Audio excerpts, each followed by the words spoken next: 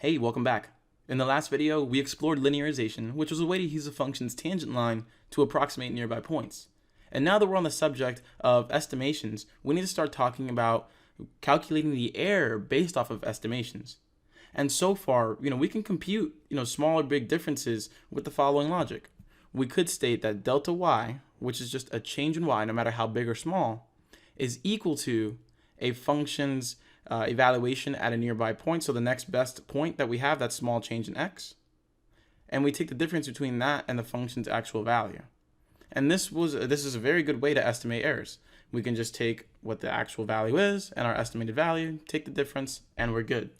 And delta x and delta y just mean changes in x and changes in y. They can be as small or as big as you want. And I'm sure we're familiar with the delta notation because when we compute slopes, we usually use it as m equals delta y over delta x, or the change in y, change in x, or rise over run. So this should seem very, very familiar to us.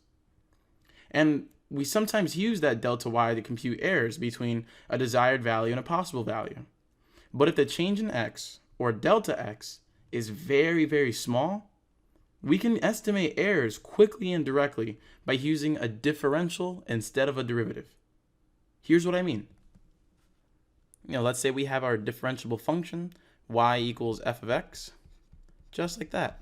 So if we were to take the derivative of this function, we are taking the instantaneous rate of change. That's what we're doing. And so when we take the instantaneous rate of change, we need to do it with respect to something, and it's usually the independent variable.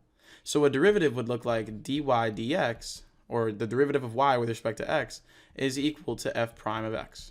We've come to know and love that. So now let me introduce you to the concept of a differential. A differential is simply a lot like a derivative, except we're not taking the derivative with respect to anything. We're simply calculating a differential. So we're just computing the instantaneous, or not the instantaneous, but we're just computing the change in y, and then we're comparing that to the change in x. We're not doing the derivative of y with respect to x. We're not deriving with respect to anything. We're taking a differential. So it looks like this. So based off of the y equals f of x, the differential of y is equal to the differential of f of x. And the differential of f of x is just like taking the derivative, except we're not taking the derivative with respect to anything. So the derivative, or the differential of f of x, would just be f prime of x. And then applying the chain rule, we need to take the differential of the inside, or the differential of x. Just like that. And now you can take a look over here and say, oh yeah, we can just go ahead and take that dx, multiply both sides. I wouldn't do that, essentially, just because some professors may not completely agree with that method. They might not think that you know what you're doing. So just know the difference between a differential and a derivative. And we can take a look at this chart right here to see what I mean. We see that all of these functions, they are differentiable. And here's the derivative compared to the differential. Notice, it looks exactly like the derivative with respect to x, except there's a dx on the right side instead of under the dy. That's the difference. A derivative computes a rate of change with respect to a certain variable. A differential computes a small change in a variable and a small change in another.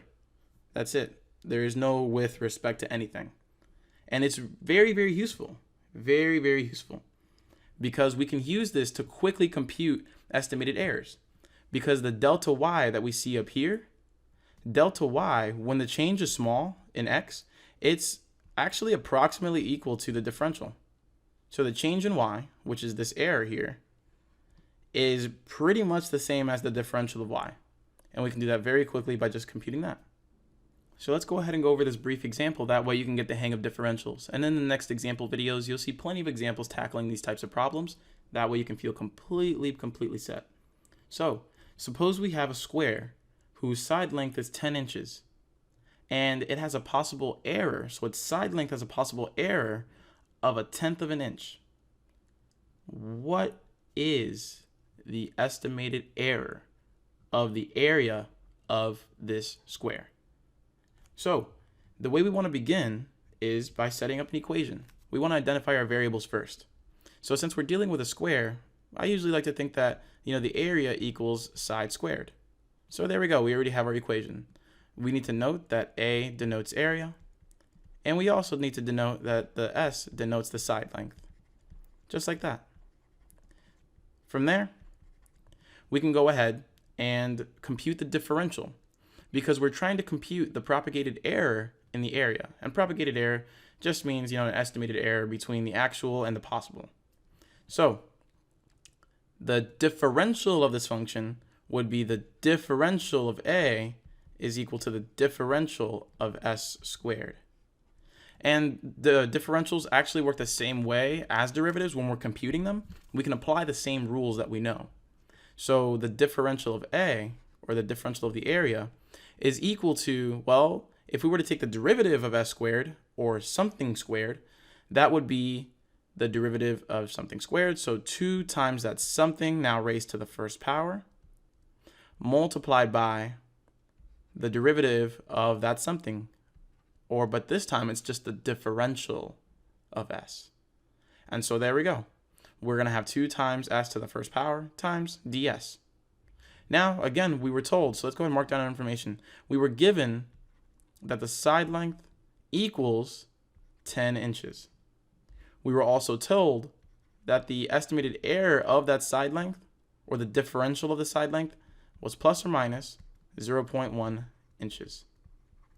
And let's go ahead and fill in our measurements. So there we go. And so now to compute the differential, we've already done that. All we have to do now is plug in our points to compute the propagated error in the area, or the differential of the area. So dA is equal to 2 times 10 times plus or minus 1/10 of an inch. And from there, we'll have 20 times 0.1, or plus or minus 2. And this will be plus or minus 2 inches squared, because we're dealing with an area. And boom, there we go. The differential of the area, the propagated error between the side length being 10 inches, or with an error of plus or minus 1/10 of an inch, will be plus or minus 2 feet squared, just about. Because like I said earlier, a differential and the change in that value are very, very, very, very similar when the change is small. 1/10 of an inch, that's pretty small, so we can definitely use that. All right, so now I'm going to show you how this works, because we just used this to calculate the differential, but we want to know what the actual error is. And so like I said, we have plus or minus 1/10 of an inch. So let's go ahead and say that our side length was actually 10.1. So 10.1 inches. That error there would be 10.1 all squared. And once we input that into our calculator, that'll give us 102.1 inches squared. Now up next, suppose we wanted to compute the area if we were below by 1/10 of an inch. So that would be the area equals 9.9 inches squared. And that would give us 98.01 square inches.